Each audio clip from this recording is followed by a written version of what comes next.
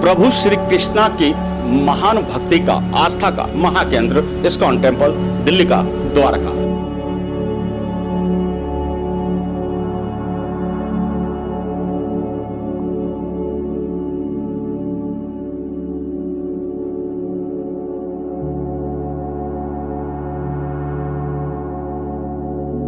आपको बता दें कि जहां श्री कृष्ण की भक्ति में डूबे भक्त और भक्ति से ओतप्रोत यहां सेवा करते तमाम पुजारी और उनके भक्त हैं।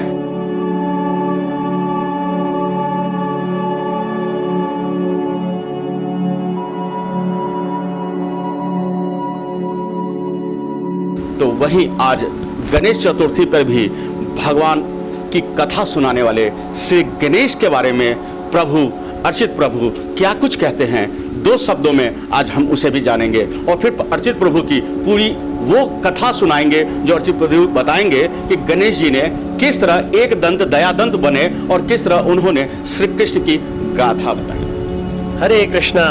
तो आज बहुत ही पावन दिन है।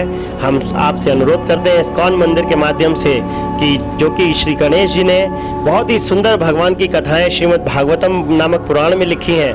हाँ, व्यास देव जी ने जिसको रचित किया है और लिखा है, जो लेखककार है वो है गणेश जी। उनके माध्यम से जो ये कथाएं दी गई हैं इनको अपने घर में ले जाइए।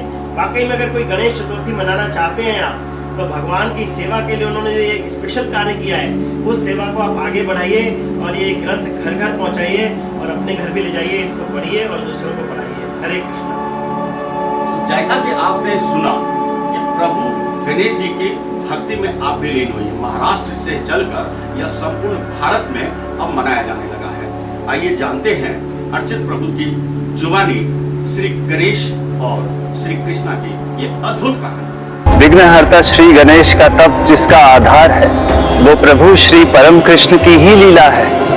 हरे कृष्णा। तो आज बहुत ही पवित्र दिन है। भगवान कृष्ण के एक बहुत ही महान भक्त गणेश जी का जन्मदिन है, जो कि शिव जी के पुत्र हैं। तो एक बार की कथा है कि शिव जी विश्राम कर रहे थे और बाहर गणेश जी पहरा दे रहे हैं। तो पीछे से परशुराम जी मिलने के लिए आते हैं, तो गणेश जी उनको रोक देते हैं, बोलते हैं मेरे पिताजी भी विश्राम कर रहे हैं, आप नहीं मिल सकते। तो परशुराम जी गुस्से में आकर के उनका एक दंत जो है तोड़ देते हैं। तो इसीलिए उनका एक नाम है एक दंत, क्योंकि बहुत ही मशहूर नाम है। और उस दंत से, जो कि टूटा हुआ दंत है, उन्होंने उसको भी यूटिलाइज करके उसको पेन बनाया।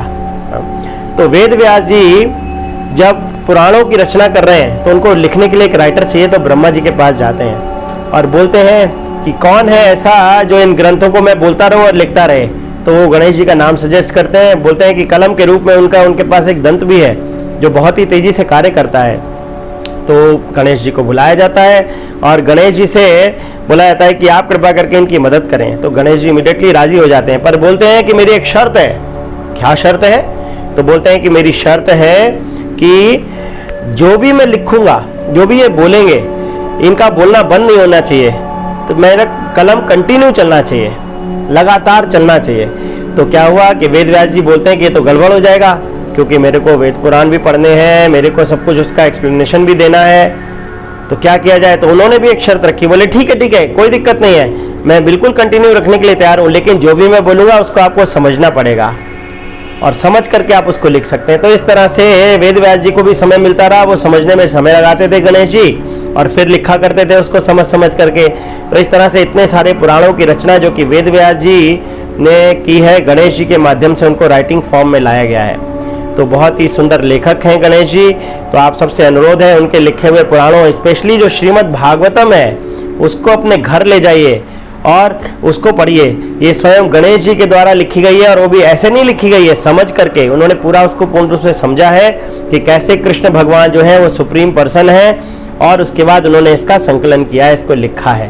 तो आपसे अनुरोध है कि गणेश जी जिनकी आराधना करते हैं और जिनकी कृपा से उनको ये शक्ति प्राप्त है कि दूसरों के विघ्नों को हरण कर लें वो, ऐसे गणेश जी को अगर आप वाकई में सर्व करना चाहते हैं, सेवा करना चाहते हैं उनकी, तो श्रीमद् भागवतम को ले जाइए और उसमें घर जा करके उसको पढ़िए। हरे कृष्णा।